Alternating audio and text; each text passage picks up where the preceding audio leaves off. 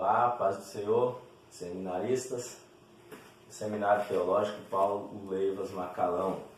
Estamos de volta. Nós deixamos, na aula anterior, quando tratávamos sobre o livro de Marcos, uma pergunta para os irmãos.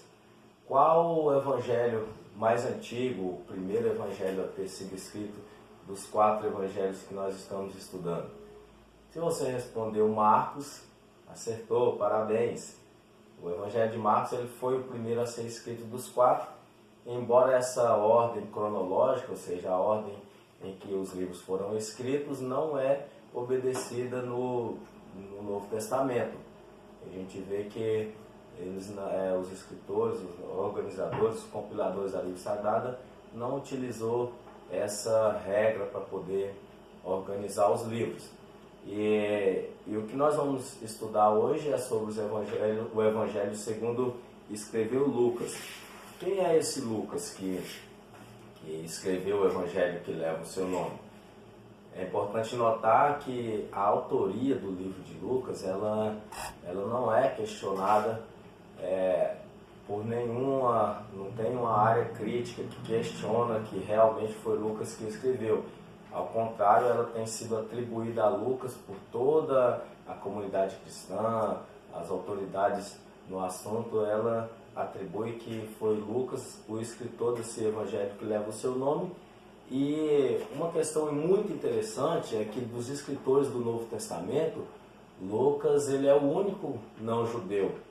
Lucas ele não era judeu, e dos escritores do Novo Testamento, ele é o único que não é judeu que escreveu algum livro do Novo Testamento. E nós vemos que esse Lucas que escreveu o livro que leva o seu nome, ele era companheiro do apóstolo Paulo, ele era muito próximo do apóstolo Paulo, tanto em suas prisões quanto em suas viagens missionárias.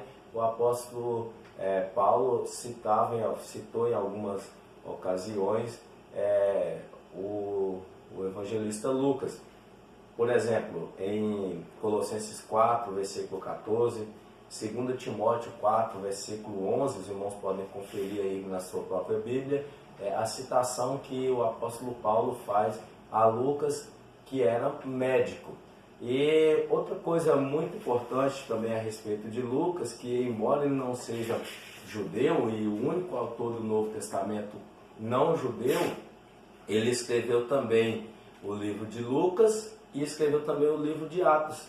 Ou seja, Lucas ele tem 2 escritos importantíssimos no Novo Testamento, e o livro de Atos, inclusive, é um desdobramento do livro de Lucas.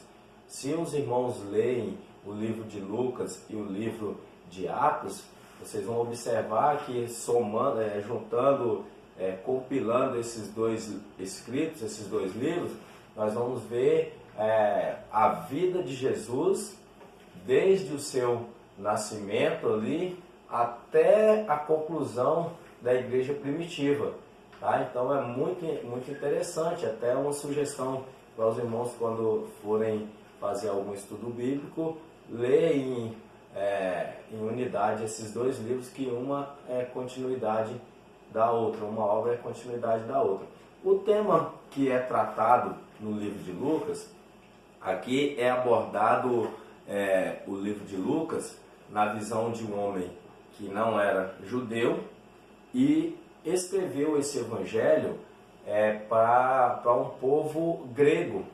Quem eram os gregos? Os gregos eram aquela pessoa preocupada com a beleza, preocupada com as coisas perfeitas, tanto que nós vemos que quando se fala de beleza, é sempre citado os gregos nesse sentido. Então Lucas apresenta Jesus como sendo o homem perfeito, o Salvador perfeito.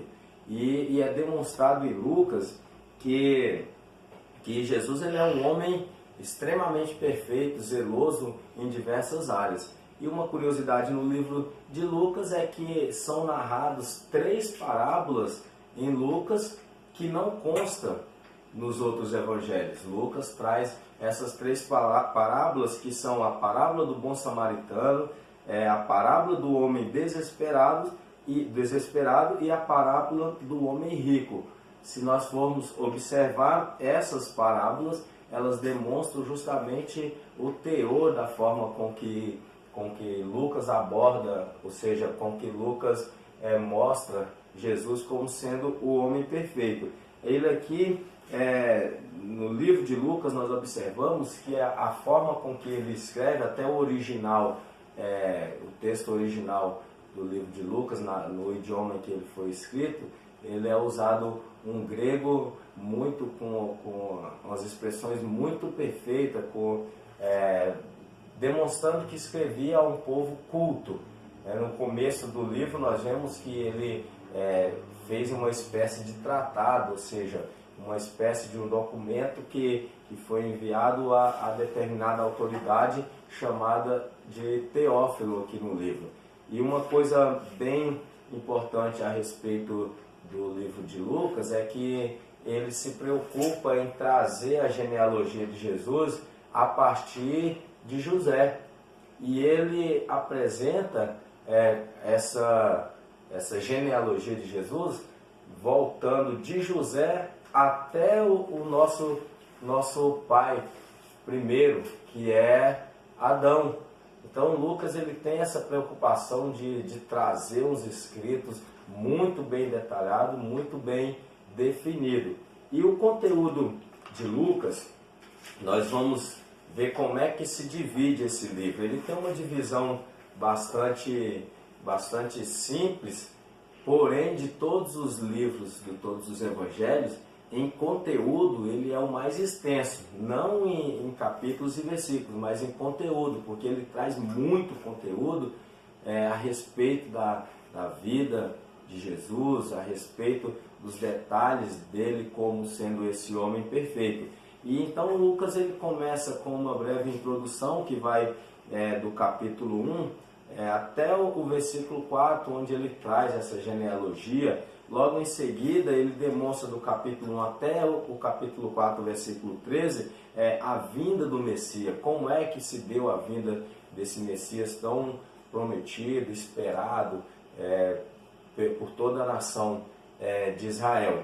E em terceiro, nós vemos o ministério de Jesus sendo narrado ali nas regiões da Galiléia. Essa divisão vai do capítulo 4 até o capítulo 9, no versículo 50.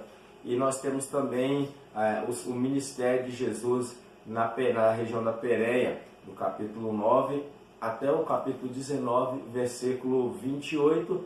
E por fim, conforme os outros evangelhos anteriores, nós vemos a sua crucificação e a ressurreição de Jesus, que vai do capítulo 19 até o capítulo 29. E se os irmãos pegarem a Bíblia como nós sugerimos inicialmente e pegar esse final do livro de Lucas e comparar com o livro de Atos, nós vamos ver nitidamente o prosseguimento, a continuação do assunto do livro de Lucas sendo continuado no livro de Atos dos Apóstolos, tá ok? Então fica assim essa visão panorâmica que nós tivemos agora do livro de Lucas, e nós voltamos já encerrando a nossa série dessa visão panorâmica, desse estudo, não é um estudo aprofundado,